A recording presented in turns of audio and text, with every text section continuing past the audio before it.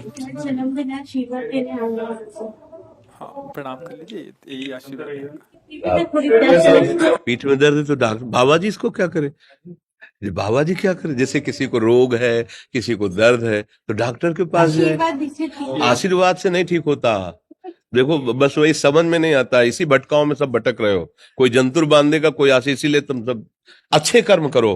पूर्व के पूर्व कर्मों के पाप से हमें दंड मिलता है। अच्छे कर्म करो, नाम जप करो, माता पिता की सेवा करो, सद्भाव से चलो। अभी ये कर्म नष्ट हो जाएंगे, किसी से जंतुर बनवाने की जरूरत नहीं, किसी से आशीर्वाद मांगने की जरूरत है। अब नाम जप ना करो, खाओ मुर्गा मांस, पियो शराब, करो व्यभिचार करो, तो बाबा जी आशीर्वाद दे दे तो कोई आशीर्वाद काम नहीं करेगा। दुर्गति होगी यहाँ भी और वहां भी। हमारी बात समझो।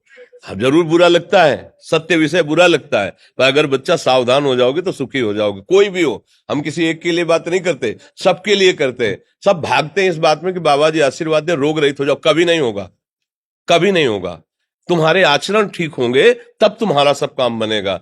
हाँ, अब देखो ना, खा रहे हैं जीवों को उबाल उबाल करके मांस, पी रहे हैं शराब, कर रहे हैं बेविचार। बुद्धि भ्रष्ट होगी और नष्ट होना पड़ेगा, क्योंकि आचरण गलत है। कोई आशीर्वाद किसी का काम नहीं करेगा।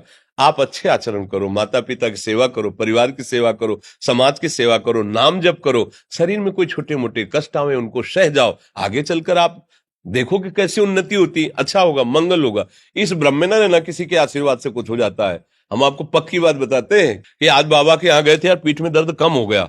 ये तुम्हारा पुण्य लग गया, पुण्य बन गया, तुम्हारा कर्म। तुम आए ना यहाँ, तो जो जो पाग आगे धरे कोटिन यज्ञ समान, साधु दर्शन के लिए भाव से आए तो तुम्हारा वो रोग नष्ट होगा। तुम्हारे कर्म से नष्ट हुआ, तुम सत्कर्म किए ना, उससे कर नष्ट हुआ। बात समझो बच्चा, आप हमारे घर के हो सब।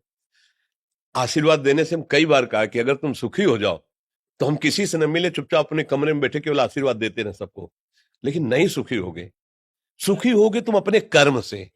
को न काहू के सुख दुख कर दाता, और निज कृत कर्म भोग सुन भ्राता। हे भाई, अपने कर्म का भोग ही आपको भोगना पड़ेगा। कोई भी तुम्हारे कर्म को नहीं मिटा सकता, एकमात्र भगवान।